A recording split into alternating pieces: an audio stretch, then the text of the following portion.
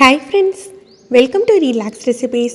இன்றைக்கி நம்ம ஜீரக சம்பாவில் மட்டன் பிரியாணி எப்படி பண்ணுறதுன்னு பார்க்கலாம். 1/2 கிலோ அளவுக்கு பண்ண போகிறோம். 4 பேருக்கு சாப்பிட்றதுக்கு இது தாராளமாக போதுங்க. 1/2 கிலோ அளவுக்கு ஜீரக சம்பா அரிசி எடுத்திருக்கேன். இதுக்கு ஒரு 650 கிராம் அளவுக்கு மட்டன் பீசஸ் நல்ல கொழுப்பு எலும்பு உள்ள பீஸாக சேர்த்து வாங்கிக்கோங்க. ஒரு 75 ml நெய்யும் 75 ml எண்ணெயும் எடுத்து வச்சுருக்கேன். பட்டை கிராம்பு ஏலக்காய் தாளிக்கிறதுக்கு எடுத்திருக்கேன். 300 கிராம் அளவுக்கு வெங்காயம், ஒரு 1/4 கிலோ 200 கிராம்லேருந்து 1/4 கிலோ வரைக்கும் தக்காளி சேர்த்துக்கலாம். 4 பச்சை மிளகாய், மல்லி, புதினா, ஒரு அரை மூடி அளவுக்கு எலுமிச்சம்பழம் தேவைப்படும். தயிர் ஒரு 150 ml எடுத்திருக்கேன். இஞ்சி பூண்டு பேஸ்ட்டு 4 டேபிள் ஸ்பூன் அளவுக்கு தேவைப்படும். பிரியாணி மசாலா, மிளகாய்த்தூள், உப்பு, இதுதான் தேவையான பொருட்கள். இப்போ நம்ம தாளிச்சிடலாம். எண்ணெயும் நெய்யும் சேர்த்து நம்ம ஊற்றிக்கலாம். நெய்யை பார்த்திங்கன்னா ஒரு டேபிள் ஸ்பூன் அளவுக்கு தம் போடுறதுக்கு எடுத்து வச்சுட்டு மீதி நம்ம சேர்த்துடலாம். உங்களுக்கு எண்ணெய் இந்த அளவு தேவையில்லை அப்படின்னு தோணுச்சுன்னா ஒரு 50 ml மட்டும் எண்ணெய் சேர்த்துக்கோங்க. பட்டை கிராம்பு ஏலக்காய் நல்ல பெரிய பீஸ் பட்டையாக இருந்ததுனால 4 துண்டு எடுத்திருக்கேன். நான் அன்னாச்சி முக்கு இதெல்லாம் சேர்க்குறது இல்லைங்க. இது கூட பிரியாணி இலை மட்டும்தான், பே லீவ்ஸ் மட்டும்தான் சேர்ப்பேன். வெங்காயத்தை மெல்லிசாக ஸ்லைஸ் பண்ணி இதோட சேர்த்துக்கலாம். வெங்காயம் நல்ல பொன்னிறமாக பொரிஞ்சு வர்ற வரைக்கும் நம்ம வதக்கிக்கணும். மீடியம் ஃப்ளேமில் வச்சே வதக்கிக்கோங்க.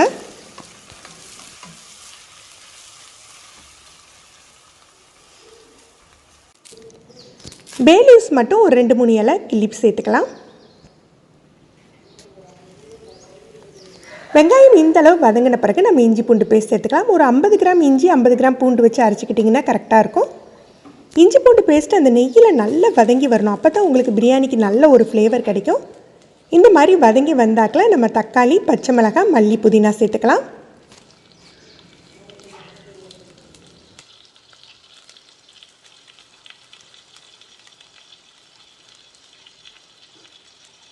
தக்காளி சேர்த்தாக்கிலேயே நம்ம மட்டனுக்கும் தக்காளிக்கும் தேவையான அளவுக்கு உப்பு சேர்த்துடலாம். உப்பு சேர்த்து வதக்கையில் தக்காளி சீக்கிரம் மசிஞ்சு வந்துடும்.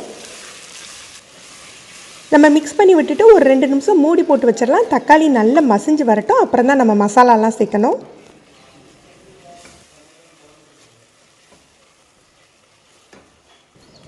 தக்காளி இந்தளவு மசிஞ்சாக்கில் நம்ம மசாலா சேர்க்கலாம்.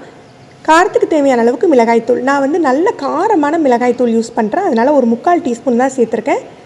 ஒரு 2 டீஸ்பூன் அளவுக்கு பிரியாணி மசாலா தேவைப்படும். 1/2 டீஸ்பூன் இப்போ சேர்த்துருக்கேன். 1/2 டீஸ்பூன் நான் அப்புறமா சேர்ப்பேன். பிரியாணி மசாலா அப்படிங்கிறது நான் பட்டை கிராம்பு ஏலக்காய் 3 சேர்த்து திரிச்சு வச்சுருக்க மசாலா தான். கடையில் உள்ள கரம் மசாலா இல்லைங்க. இதோட லிங்கை நான் கீழே டிஸ்கிரிப்ஷனில் கொடுக்குறேன். இப்போ நம்ம தயிர் சேர்த்துக்கலாம். 150 ml தயிர் சேர்த்துக்கலாம். உங்களுக்கு தயிர் கொஞ்சம் புளிப்பாக இருக்கும் போல் தோணுச்சுன்னா நீங்கள் 200 கிராம் அளவுக்கு தக்காளி சேர்த்துக்கிட்டால் போதும். 1/4 கிலோ தக்காளி தேவையில்லை. தயிர் மசாலா எல்லாம் சேர்ந்து லேசாக எண்ணெய் பிரிய ஆரம்பிக்கணும். இப்போ தான் நம்ம மட்டன் பீசஸ் சேர்த்துக்கணும். மட்டன் சேர்த்துட்டு ஒரு 5 நிமிஷம் அந்த மசாலாலேயே நம்ம வதக்கி விட்டுறலாம். வழக்கமாக பார்த்திங்கன்னா நான் பிரியாணிக்கு காஷ்மீரி சில்லி பவுடர் தான் போடுவேன், ஏன்னா நல்ல ஒரு கலர் கிடைக்கணுன்ட்டு. ஆனால் மட்டன் பிரியாணியை பொறுத்த வரைக்கும் நம்ம மட்டன் நம்ம வேக வைக்கலையே அதுவே ஒரு நல்ல ஒரு ப்ரௌன் கலரில் வரும்.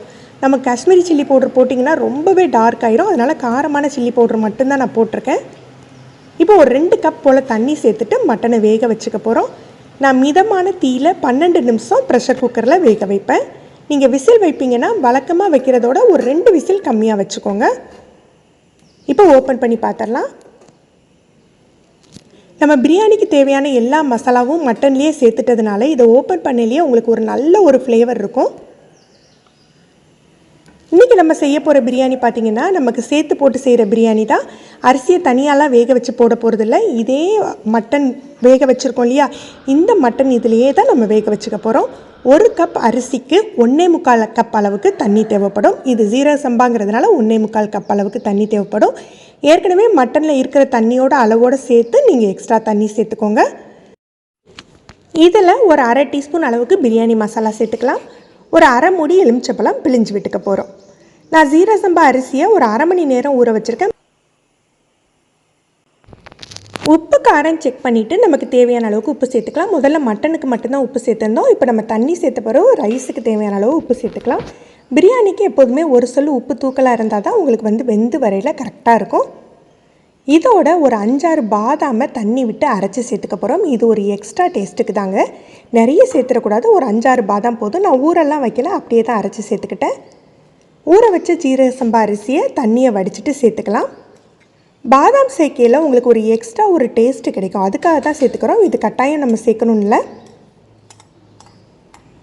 அரிசி சேர்த்த பிறகு நம்ம ஃப்ளேமை கூட்டி குறைச்சி இந்த மாதிரி பண்ணிகிட்டு இருக்க வேண்டாங்க. அதே மீடியம் ஃப்ளேமில் அப்படியே இருக்கட்டும்.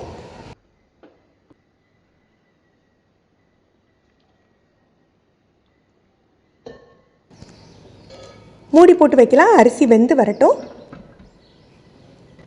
அரிசி முக்கால் பதம் குக் ஆகிட்டு பார்த்திங்கன்னா தெரியும், கொஞ்சமாக தண்ணி நிற்கிது. இதுதான் தம் போடுறதுக்கு சரியான பதம். நல்லா அடியோடு கிளறி விட்டுட்டு ஒரு கனமான தோசைக்கல் மேலே நம்ம தம் போட்டுடலாம். தம் போடுறதுக்கு முன்னால் நம்ம அடியோடு கிளறி விட்டுக்கணும். நம்ம எடுத்து வச்சுருந்தோம் இல்லையா நெய், இதை மேலே சேர்த்துக்கலாம். நான் நீங்கள் விருப்பப்பட்டீங்கன்னா மல்லி புதினாவை பொடியாக கட் பண்ணி சேர்த்துக்கலாம். பிரியாணி மசாலாவே கொஞ்சம் தூற்றி விடலாம். நான் எதுவுமே சேர்க்கலை. நான் எடுத்து வச்சுருந்த நெய்யை மட்டும்தான் சேர்த்துருக்கேன். ஒரு டைட்டான மூடி போட்டு தம் போட்டுடலாம். இந்த பாத்திரத்தோட மூடி கொஞ்சம் லூஸாக இருந்ததுனால நான் ஃபாயில் பேப்பர் போட்டு அதுக்கப்புறம் மூடி வைக்கிறேன். இருக்கிறதுலே குறைஞ்ச தீயில வச்சுட்டு ஒரு 15 நிமிஷம் நம்ம தம் போட்டு விட்டுறலாம். அதுக்கப்புறம் நீங்கள் உடனே ஓப்பன் பண்ணாதீங்க. தம் முடிச்ச பிறகு அடுப்பு அப்படியே அணைச்சி வச்சுடுங்க. திருப்பி ஒரு 15 நிமிஷம் கழித்து நம்ம ஓப்பன் பண்ணி பார்த்தா போதும்.